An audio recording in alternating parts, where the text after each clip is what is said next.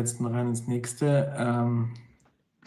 Wie immer. Das ist mal live geschaltet, damit das hier losgeht. Das hat ja immer ein bisschen eine Latenz, bis das auf LinkedIn auch ankommt. Und hier sind unsere Folien. So, dann sind wir mal erstmal vom Setup klar. Wie geht's dir, Manu? Super soweit. Selbst?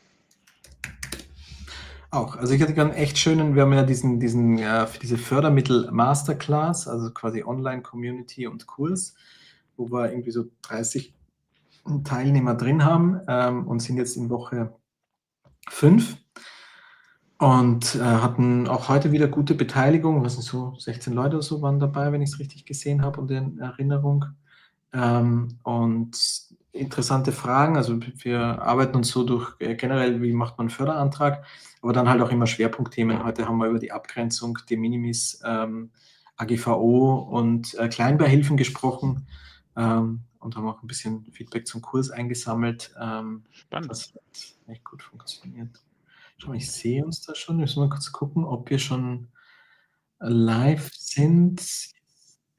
Wie lange ist einmal der Delay? Eine Minute oder?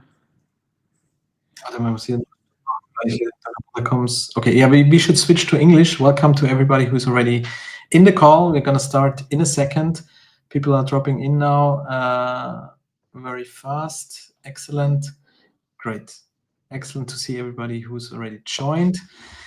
We will jump into EU funding and how to make the first steps in this funding jungle.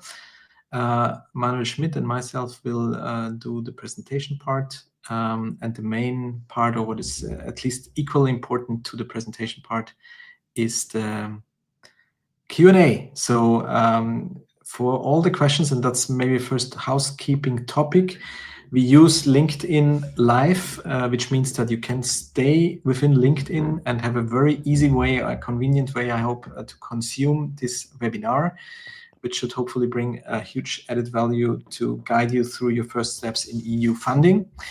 The only small backdraft is that questions are only possible in writing. So whatever you are interested in, please drop a note in the comments so that we can pick it up. I'll hand it into Manu, into the studio, so that he can answer your question either along the way as we run through the presentation. So whenever you have a question, just drop it into the comments and we'll pick it up. We'll either pick it up on the way, or all the open questions will be answered in the final Q&A session towards the end of the meeting. And if you stay till the end, there's also a bonus that we have brought along with us, which is the EU funding guide, including a checklist that should help you make the first informed decisions on how to approach EU funding. And towards the end of the presentation, we'll share the page where you can download your copy of that guide and checklist. Okay, so far about housekeeping. So we are looking forward to your questions in the comments, and then let's start right away with testing this comments capabilities. Please share your degree of experience with public funding. Use a range of 0 to 10. If you say 0, that would mean something like, I have no experience with funding at all. That's why I'm here. I would like to hear as much about the basics and how to make the right first steps from you guys, which would be a very good fit to what we have prepared. And typically we also have a few more experienced people, so the scale goes up to 10. 10 would be something like public funding is my daily business. In case that you see yourself on the level of 10, then please join us in answering the questions. And share your experience as good as possible, which is mainly asking the right questions so that we can tell about the right things. And if I look at the answers, thank you for your proactive answering. Between 0 and I have seen 8, Eugenius, excellent. So yes, please join us and ask the right questions and tricky ones. Philip Herselin, also with some experience. Idemia, excellent, cool, very good, great to have you. Good, then let's continue. Thanks for sharing and giving this first insight. And apparently the commenting function is available. So from now on, feel free to use it for your questions and comments, so that this can be as at most of best use for your own interests and purpose.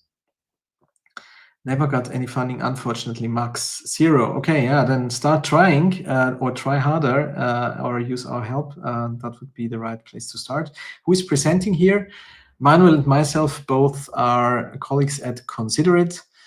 Manuel is responsible for our EU funding and project management activities, and therefore the best person that you can talk to about these topics within Considerate PLC. And I myself have founded the company together with my colleague Till almost 15 years ago now, and I'm running it as the managing director and enjoy funding up to today with all the ups and downs that I've experienced in these last 15 years. My real passion is to share that with you. Since we've got a child, my son is now almost 6 years old actually, but his birth marked really life-changing experience. Not only because of the love and passion that I feel for him, but also because I see that how can I contribute to a better future for him? And to be honest, I think besides being a good father to him directly, I see my work here at Considerate and helping as many companies acquiring public funding for innovation, making this a better world, a more sustainable, more healthier place, is definitely something where I can make a difference, and that's why I love my job as much as I do. Right. This is Considerate, at least many of us. We are about 50 employees by now, 15 years old as a company. We run 2 business units. One deals with acquiring public funding for our clients, mainly in the field of innovation on a national German as well as on an EU level. And the other business unit is actually using public funding itself. It's called Consider Innovation. We develop car-to-car communication solutions that make traffic safer and more sustainable by enabling digital communication between different cars and rescue cars, fire rescue cars, police cars, and so on and so on. So that's the client base that we work with in that field. And we've developed electronics and software solutions, partly with the help of public funding instruments. And we still use that today to make the basic further research for our future solutions in that field.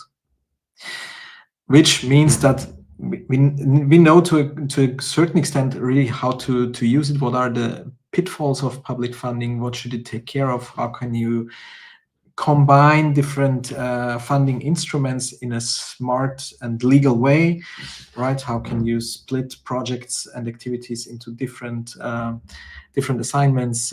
Which funding schemes are best suitable for that, and so on and so on and so on. Today's focus is on EU funding, and also EU funding for innovation, because funding is available for almost anything that you can think of, from starting a company to innovation, to growth, digitization, sustainability activities.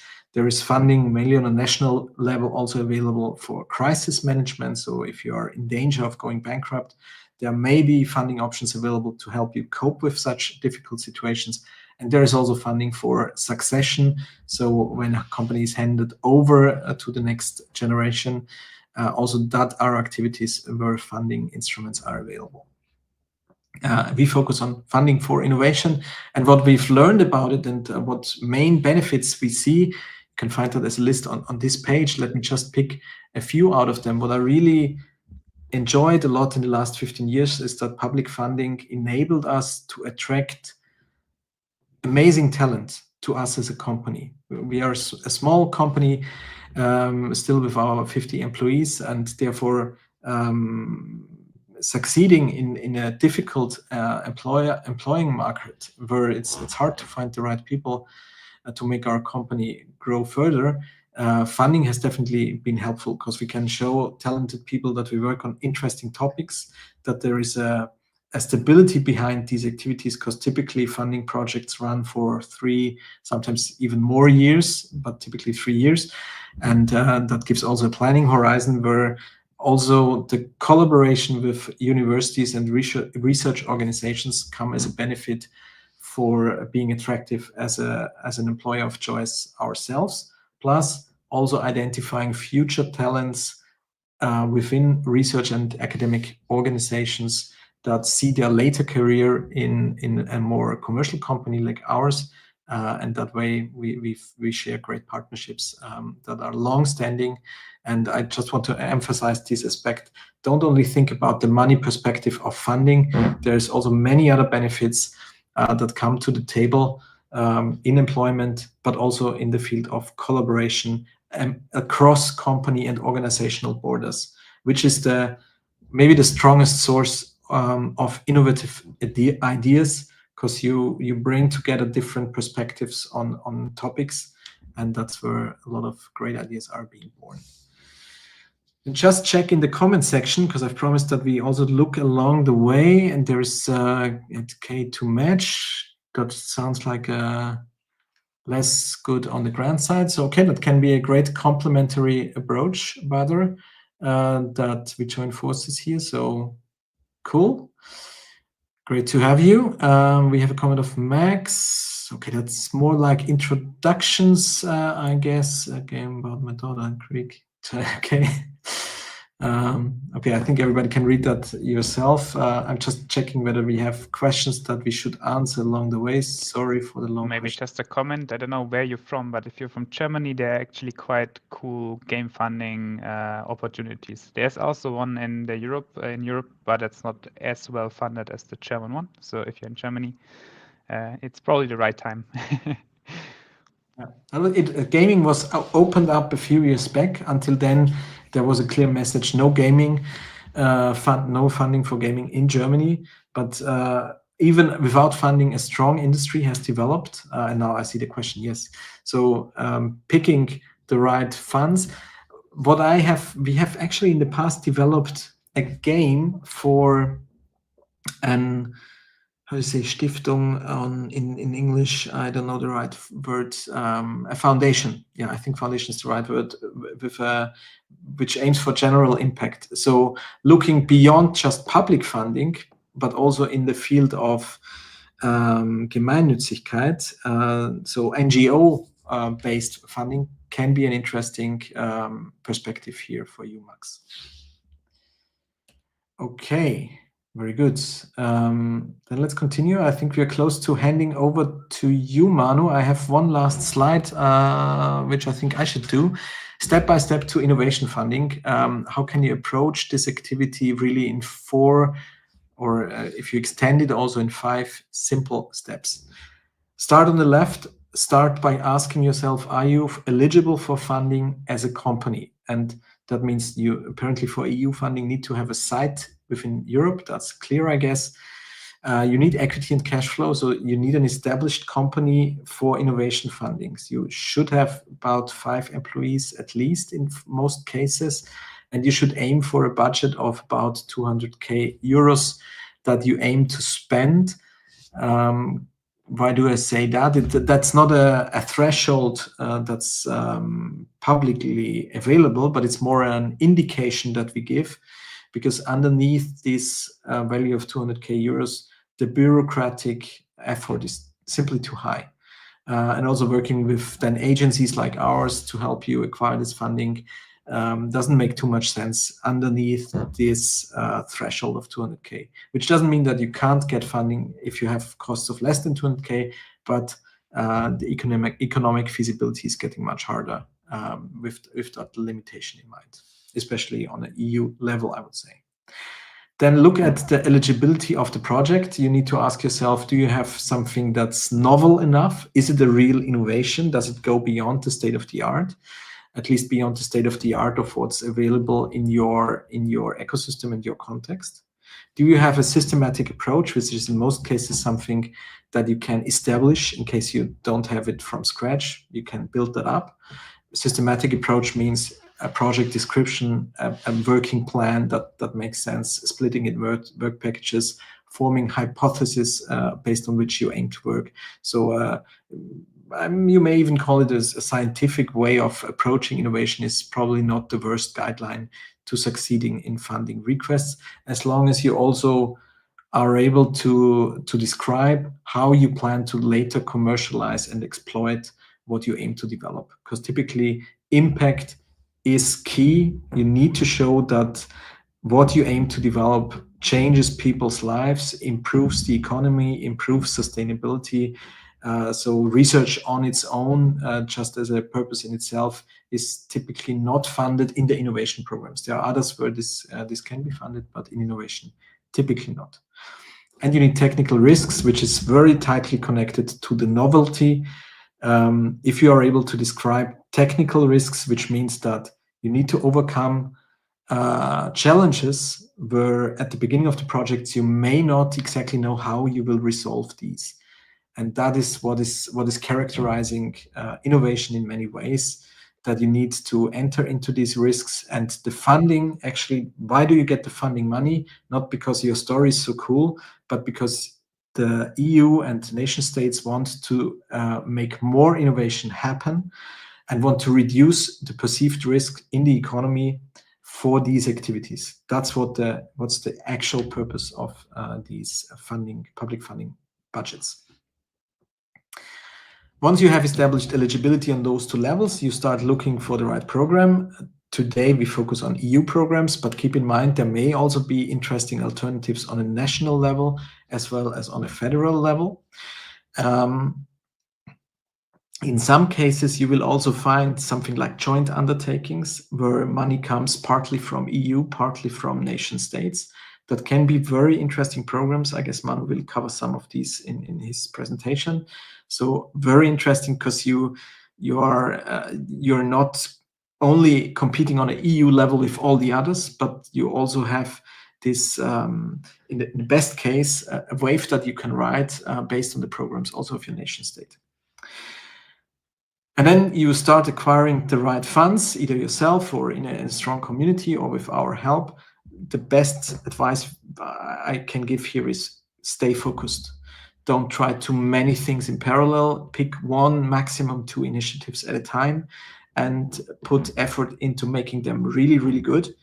And be prepared that you have a forward-thinking planning period of 3 to 12 months until you can start with your project.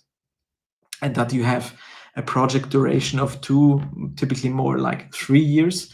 So you need to be able to plan 4 years in the future. This is not feasible for any kind of business. There are businesses which pivot, so fast that 4 years of planning horizon is really hard to establish.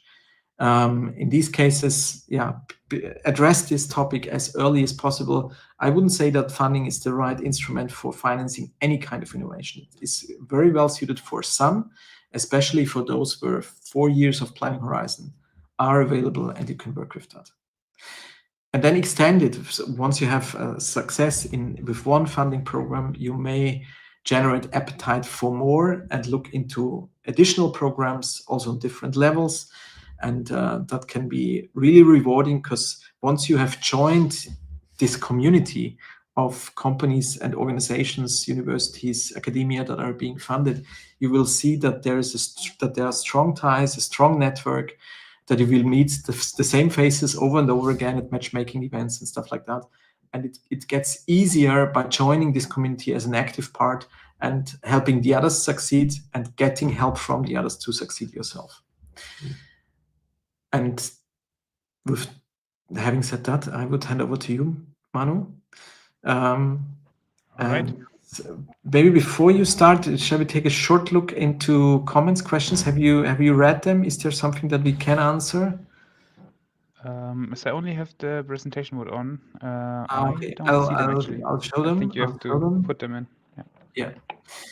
Sources that are available for small teams, business AI, application services, business needs. Okay.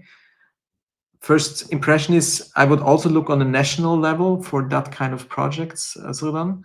But Manu will cover some topics that may be helpful for you as well. Absolutely. Oh, sorry, that's the wrong thing. I need to look here. So the funding discussed is not meant for startups. Lucas, startups for really starting it up and establishing the first steps of the company is not the focus today. It's innovation.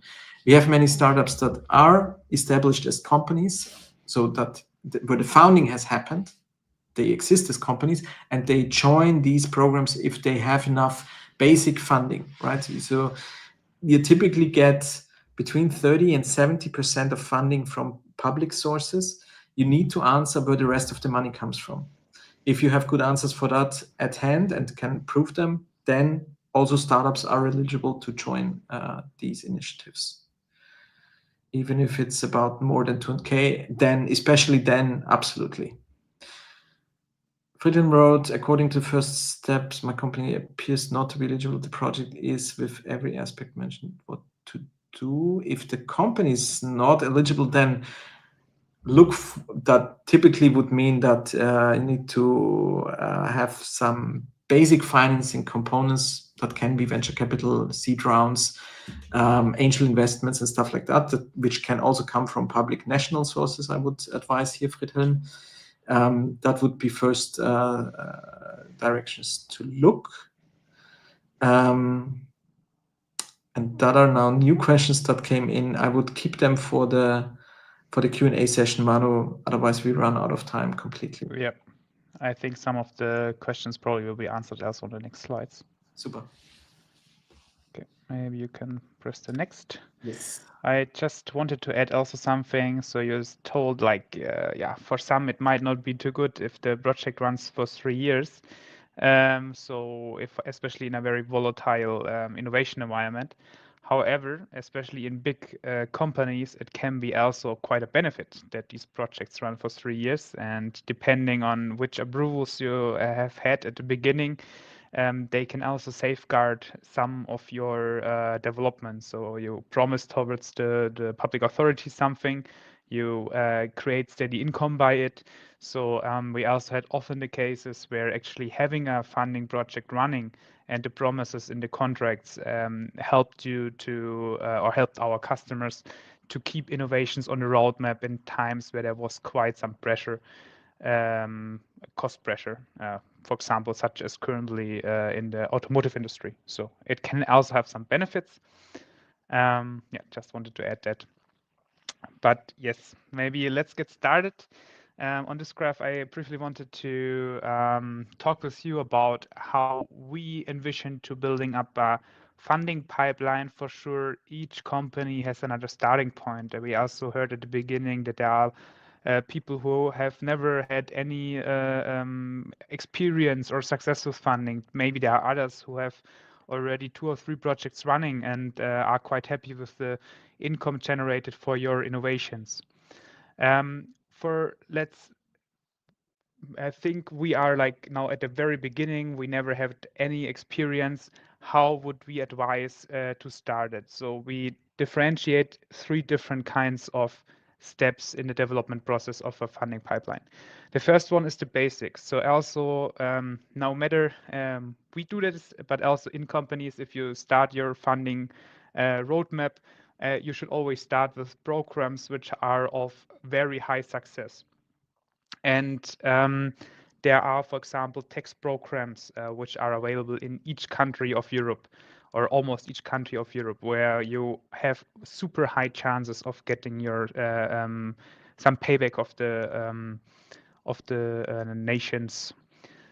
Often they are lacking some attractiveness, or they are limited in the funding amount you can receive back. So after you having the basics where you have high chances of winning, where you can have a first success also towards your management, whom you maybe have to judge your expenses of time and effort so there you probably could have already some first successes. Afterwards, we are talking about the expansion phase.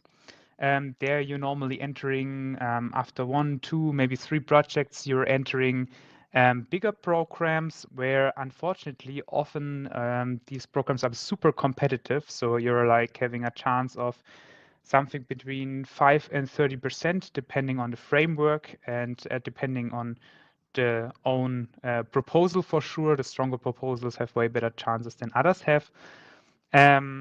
So you're entering a super competitive market where you can get really big funding out of even one project, but normally due to the competitiveness, the probability is decreased. But in this phase, you're building up a partner network, partners who you love to collaborate with partners who demonstrate strong capabilities of helping you, for example, productizing your innovation, or help you in basic research, maybe a university who have just the right competences to also educate your colleagues. So this partner network is built up at this stage, and based on the partner network and then more and more projects you won, you can start with the optimization process. So our answer of having a low probability of success is scaling up the operation. But so scaling up the operation means applying for more funding projects. But here, for me, it's super important to mention that you should, as Christopher said as well, not engage in every possible opportunity, but choose the right ones, build very strong consortia there based on your already established partnerships, establish monitoring systems so you're not getting catched off guard by a deliverable or a demonstration which is to plan resources strategically. So all that stuff, that's then in this phase. And yeah, by doing so, I think it's quite easy to establish a full pipeline, and yeah, at the end up at high probability of success, that you have a certain baseline which you can reach again and again, which then slowly but surely gets plannable, and yeah, high attractiveness due to the size of the funnel you have still at the end after the final decisions are done. So that's our approach. Maybe you can go one step further. Also, normally quite confusing for beginners is the landscape. So you might wondering, okay, but what options do I have? Where can I go? Where can I find maybe first touch points with innovation funds? So we cluster these programs in 3 categories. One is research that has a very low technology readiness level. 2 is something like it's an idea, it's a basic concept formulated, and 5 is you validate your technology in a relevant environment. And we have the scale-up programs where you have already a good demonstration ready. You have maybe a POC, and you now would like to see how can I productize that. And 8 is then like one step before you're hitting the button and it goes live on the market. So we differentiate between these 2 kinds of programs. When we're looking in research, we have especially 2 basic programs. So which I always would do as starter. One are the tax credits. We are especially strong in Germany, for example, with the Forschungszulage. You get, I see, it's an old slide, between 15 and 35%, if I'm not mistaken, of your expenses back. You, yes, have to apply. You have some administrative obligations, but compared to other programs, it's way easier. You are not in competition. It's a law. It's not a funding program. So in theory, when complying with the regulations and convincing the reviewers, you should receive quite substantial funds back on your research activities. So that's really advisable for everyone that these tax credit programs are used. Also in Germany, for example, one advantage it can be is, I think, one of the only programs where you can get tax back for past innovation projects you have been running. So that's super amazing. Similarly, I would mention Eurostars. It's a call for small and medium-sized enterprises. It's a topic open call, so you can get started there no matter what innovation and which domain you have it. It's really small, 2 until 5 partners in at least 2 of the European countries. That's a super nice program. Then more already in the expansion phase, so you should probably have already 2 or 3 programs running. We have XECS ITEA, both are projects between 10 and really maximum 30 partners, most over rather 20 to 25 partners maximum. And yes, also super attractive. That's also similar to a joint undertaking. So it's governed by the Eureka network, which is an European organization. However, the funding is coming from the national state. So each state has a certain budget committed to this call. Like almost all countries are participating. I think last year we only even Swiss sometimes, last year not, also Canada sometimes. Besides Swiss and Greek, I think almost all countries participated last year. So quite cool. XCCS is about hardware development, ETI is about software development. So if you're having a great vision in mind, a great topic which you would like to develop in a European sphere, I think that's the way to go. It's quite focused on industrial leadership. So also the TRL levels, it starts with research, but can also be a bit higher. And yeah, it's a super easy, super cozy program, I think, to start with the bigger programs in a European sphere. Then it gets a bit more complicated. We are coming to Horizon Europe RIA programs. They are very, very interesting as you get 100% of funding there, especially for industry partners. That's quite unusual. So normally as industry partner, you get as large enterprise something between 35 and 50% maximum. Here you get 100%. You could imagine they are super competitive.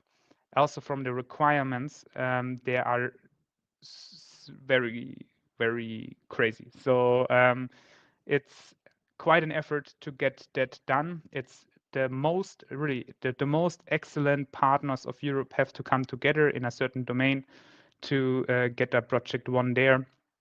So that's especially not to advise for SMEs or startups to, even though you might be super innovative, to start a project here. Just it's 2 or 3 months of manpower you can expect in such a proposal.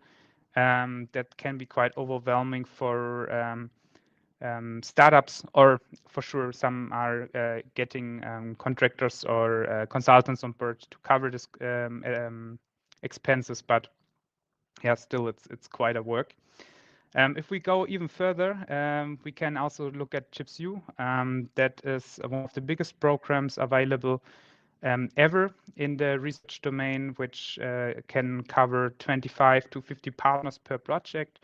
So you have an open call, but also topic specific. I think this year it's, for example, topic specific about RISC-V development or the chips in RISC-V developments. One is about AI-based design tools.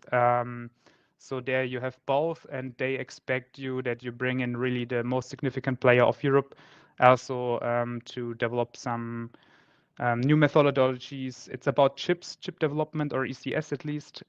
So they also expect new chips coming out, new methodologies to develop chips, or at least electronic component systems.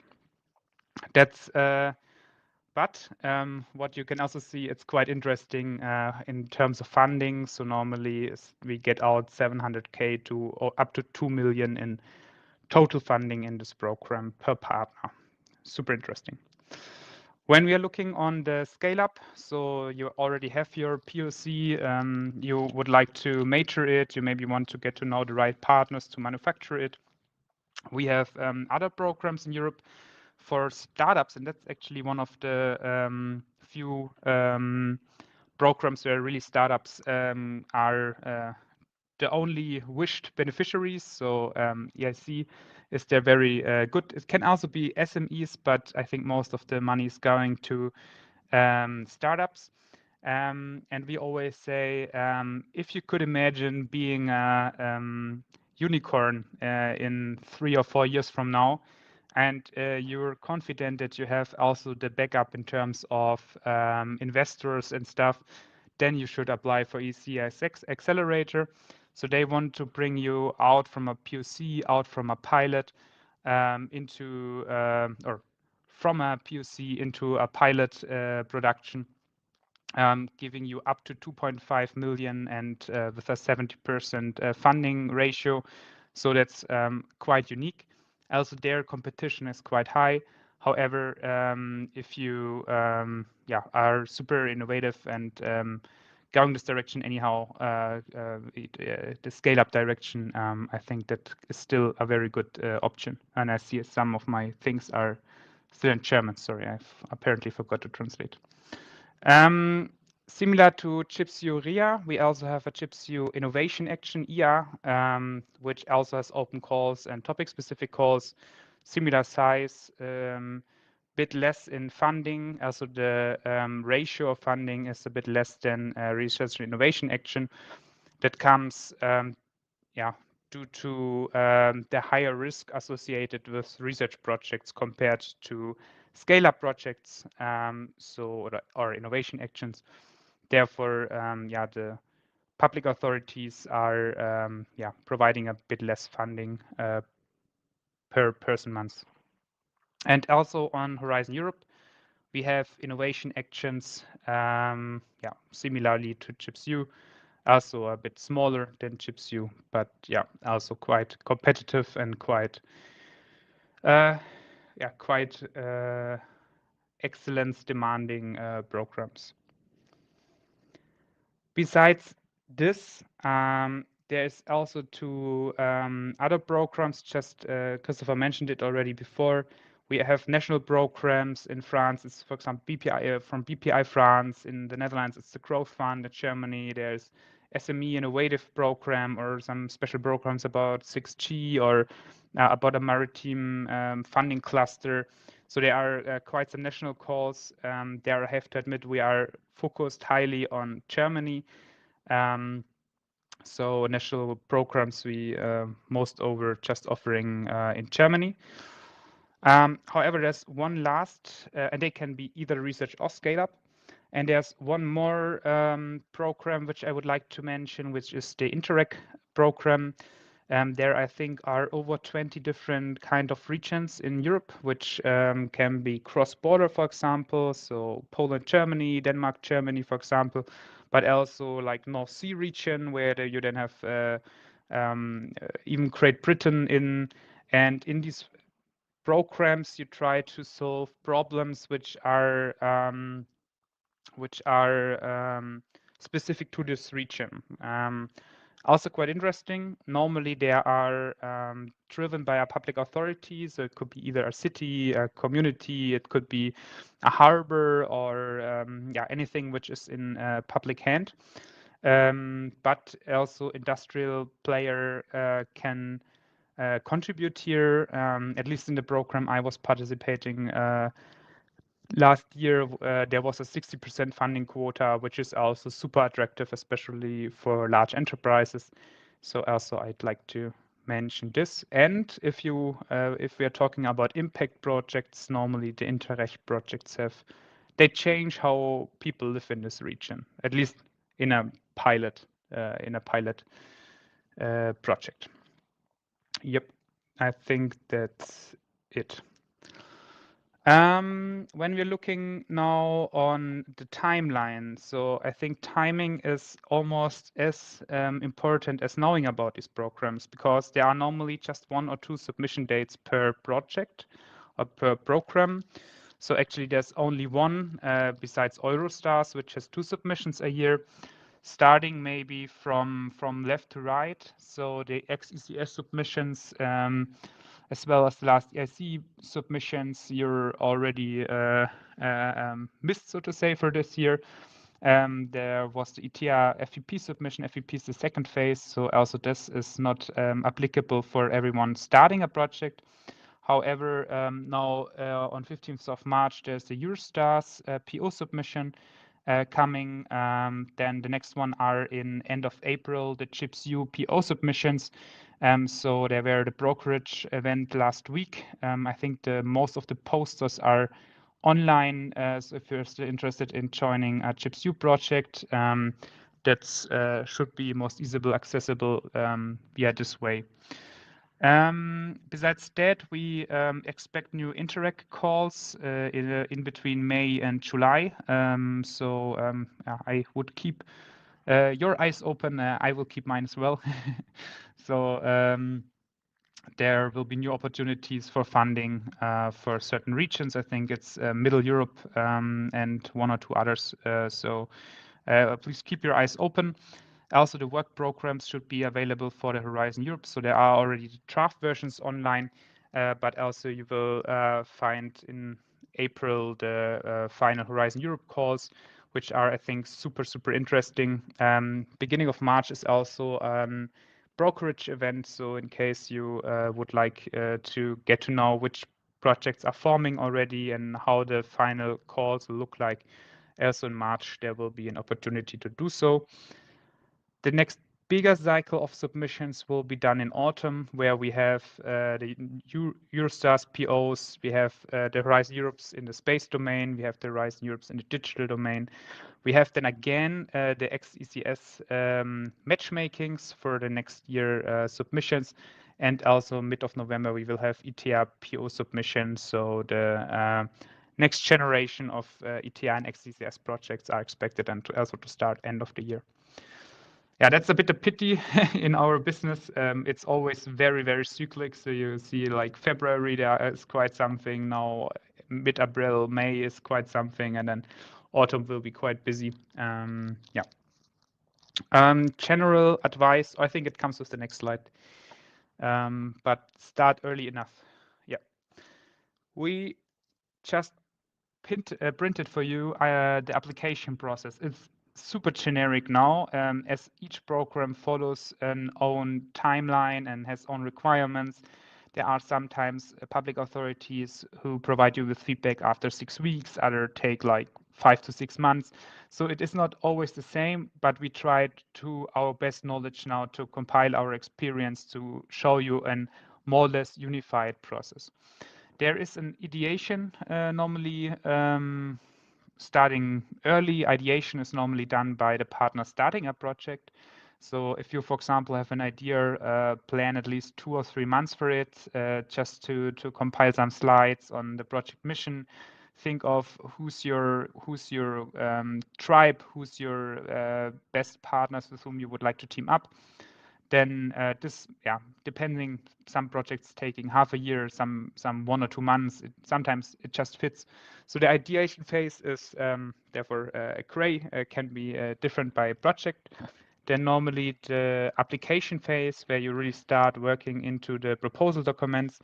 We recommend it to be like 3 to 4 months long. Depending on how clear your idea already is and how clear your or how good your connections to your partner is, you can also expand it a bit. But normally, just to make a very proper proposal, and that's, I think, important to note, no matter the size, should be at least 3 to 4 months. Otherwise, your partners might get frustrated. We also had very strong consortia who asked us to make a proposal in less time. That's the possible, but it's then a lot of effort and everyone has to work together. The project outline, nationally, it's rather like 10 pages. Eurostars as well is rather like 10 pages. Horizon Europe goes up to 45 pages. And if we're talking about ChipsU, I think it's even 180 pages maximum submitted. And therefore, I said, the attractiveness is different in these programs, but also the effort you have to put in and also the risk due to competition. Important to note, you never walk alone, right? You have also in a ChipsU project, for example, you have a coordinator who guides you through what to deliver, and there are 30 other partners who deliver in the same project. So at the end, you have maybe to align a couple of work items and have like 3 or 4 pages to fill, and that amounts into this big amount of pages. So don't get scared. Nevertheless, that's normally the PO phase. Then normally you have a 3 months evaluation phase, followed then by a second proposal. There normally you go more into detail when it comes to the work plan and partially also the impact of the proposal. So normally the first one is more, what is your concept? What is your idea? What is the problem you see? and a little sneak peek on what is the impact you can drive with the project. And then the second phase is often about, now give me the details. How do you want to reach the mission? What are the concrete steps? How are the partner collaborating? Is your consortia composition strong enough to execute the action? So such stuff is then mentioned in the second phase. There are also programs where you just go for like a full proposal directly, where the first phase is skipped, but that's getting less and less. Then again, there's an evaluation phase, normally a bit shorter. Sorry, not yet finished. 2 to 3 months. And then there's the grant decision for projects which involve European projects which involve national grant. There will be then also the national proposals, which again have like normally a 3-week evaluation period. Afterwards, the grant agreement will be signed, which is then the agreement between the public authorities and the single partners. And finally, the project can then start as soon as everyone agreed on it, and then the money flow will start. And the final step would be then that you have also an agreement on the consortia IP, but that's then due another 6 months later.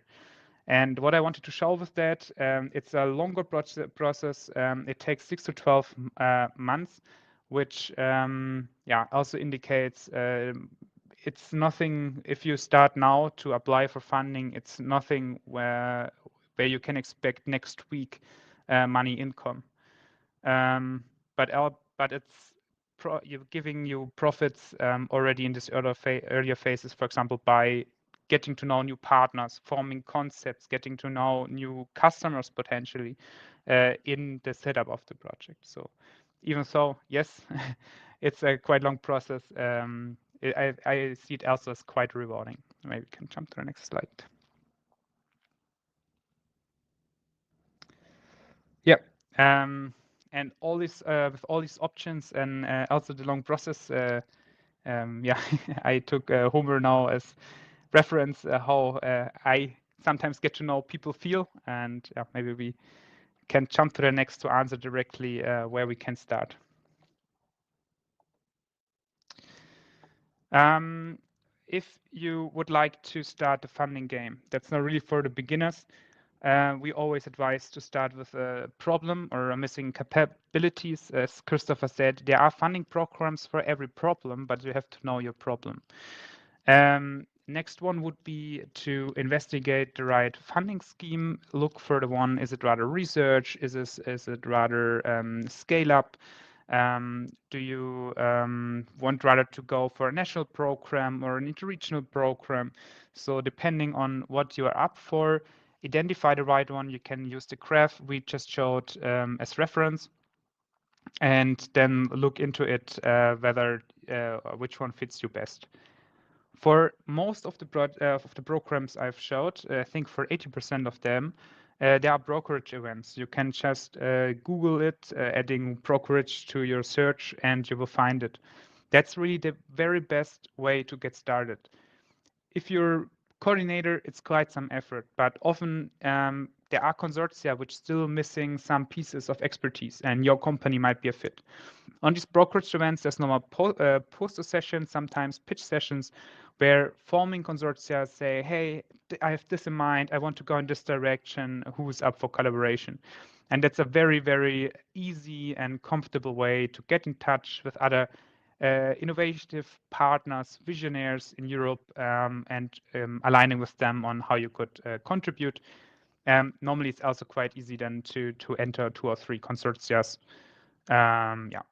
Have your problems, your capabilities prepared, maybe like, how's it called, Visitenkarte, profile card, where they can connect you afterwards, because sometimes they're not on LinkedIn still. But with that, you are well prepared. As soon as you found 1 or 2 connection points, normally they expect you to form use cases. Normally, these use cases are structured along the supply chain, taking a project where, for example, an autonomous car would be build, you would have then, for example, a partner for the sensors, a partner for the processing platform, a partner who builds the car together, and then maybe a fourth partner building the software on top. Too simplistic for sure for a real driving car, but that would be then, for example, the sub-consortia you would need to have a convincing use case. And also sometimes you can join a already forming use case, but I experienced it to be a better promise also towards a project you would like to join when you can already say, okay, and I can bring a bit more than my own expertise. I can maybe bring a use case partner also with the, you know. Also always valuable to check also for academic partners who could accelerate your mission, adding some research on top. Yeah, I also collected some pitfalls. We had some when we were starting the funding game, I think 15 years ago, and I've learned a lot from Christopher what not to do. And I would also like you to not have the same problems when starting. So one I already mentioned is choosing the right start date. So the process take quite some while. If you would like to have excellent proposals, it also takes some time. 3 to 6 months, maybe 3 to 4 months is the perfect duration. I would not go for longer, honestly, because then you will not have the urgency. Partners will just not deliver. They will say, oh, we have so much time, and they will not deliver. So yeah, 3 to 4 months that they feel the pressure, but still you're not in a stress mode. That's really cool. Horizon Europe is really about research excellence. I love these projects. They can really drive impact in Europe. The outcomes can be very crazy, really cool, very nice publications or even beyond, but they are also quite challenging from the requirements. All must be fulfilled, all the requirements in the call, but that needs to be carefully tracked. Watch out. I would just make Horizon Europe with very educated coordinators, which can be either institutes, research institutes, or consultants. They are really hard. We always advise also to split the work a bit. There's a lot of internal or admin work to be done, like numbers on budgets, efforts, and so on. They need to be aligned. Sometimes technical colleagues are quite frustrated when they are overwhelmed or LOIs to be signed with such issues. We normally always try to split that. We have an administrative colleague and a technical colleague involved. That eases it quite and gives also to both partners a sparing partner. Yeah. Last point here in the do's, start with a consultant if you have no experience whatsoever and no funding skills in-house. Yeah, I think for the start to have the first successes, this can help quite a lot. Yeah, downs, already mentioned a bit. Horizon Europe is a lot of work. A startup, I would really consider it twice whether I would like to go for it. It's not meant to be, even though there's 100% funding, it's not meant to be a startup support program. It's about research excellence. The other one, never plan with funding. Even though your project might be super, super strong, there can always things happen, like in Germany, where now the funding is blocked for multiple years, not for multiple years, for multiple months due to the election and stuff. So there can always be things coming into your way. Even so, when you're going up to the funding pipeline, you will have a certain certainty that you will receive funding. You don't know which of your proposals will make it. Don't plan with it. If you, yeah, worst case is that you run into liquidity problems or so, that if you plan with it on that important. And we had this case before. So if there are delays or so, this is really crucial. So I think we can maximize the chances that you will receive funding, but there's never a guarantee. Also, there's no fast money. I've talked about it already. And yeah, if I would not engage in all opportunities cost you efforts, but many of them are not worth it if yeah, they do not fit your own R&D roadmap really. So you have to do a lot of on top. Technicants will not normally have not the time to do the extra work necessary then, even though you get money, potentially, it top dates your own development roadmaps. And I always advise to have a strong innovation core, which is then quite easy also to sell. That's maybe that. And I think I'll be running out of time, right? I should finish fast now, or maybe I just hand over now. Yeah, let's improvise and skip a few slides. Let's jump to what you can do now, because what you definitely can do is you can download a copy of this EU funding guide that we've prepared for you, which summarizes the content. I've, in the meantime, tried to answer most of the questions that you asked in the comment section. So refer to the comment sections, and you'll find some hints there. If you go with your smartphone and make a photo of this QR code or put it in the screen of in the lens of your camera, you'll get the link to the download site, where you just enter tree/EU guide. The link that is provided here. It's not possible to share direct clickable links here in the LinkedIn Live webinar. So we've chosen these two ways to make this available to you. Get your copy and stay in touch with us for future opportunities and opportunities also to work together. At this point, I mean, because Manu always brings such a huge amount of added value and he's so many practical insights that he can share here. How did you like his input? Did you have something new that you learned on public funding, especially on the EU level?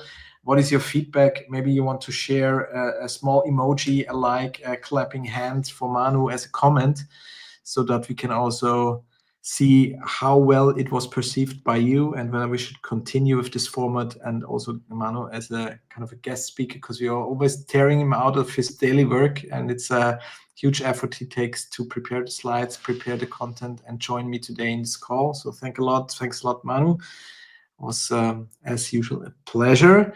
And then to everybody who is still in the call, I've heard or seen that some had already to drop out due to the time. But if you would leave a positive comment or a thumbs up, or some clapping hands, that would be very helpful for us, and also train the algorithm to show this video to the right people. One question that I've read several times was referring to the recording. There is a recording available. You find that on the same LinkedIn address where you also found this appointment, this webinar, right? Or you can go through my profile page, and there you'll also find that the latest contribution there is the recording of the session today. So you can always get back to that. And the condensed version of what Manu has presented is available in the free copy of the EU funding guide. So go and get your copy. And now I see the thumbs up and clapping heads flying in. Thanks a lot for your feedback. Always feel free to ask questions also as direct messages, either to Manu, sometimes maybe better to myself, because he's very, very busy. I know that. And my team and I can then present the relevant questions to Manu and get his feedback, and the other ones we can maybe answer ourselves and help you move forward in your in the realization of your innovative project and idea. Thanks a lot for joining today. Enjoy the afternoon. Have a great rest of the week, and I hope we can talk to each other soon about your project idea, meet at a matchmaking event, or help you, accompany you through a successful public funding acquisition project. Thank you, Manu. Thank you, everybody. Thank you too. I'll stop the stream here. Okay.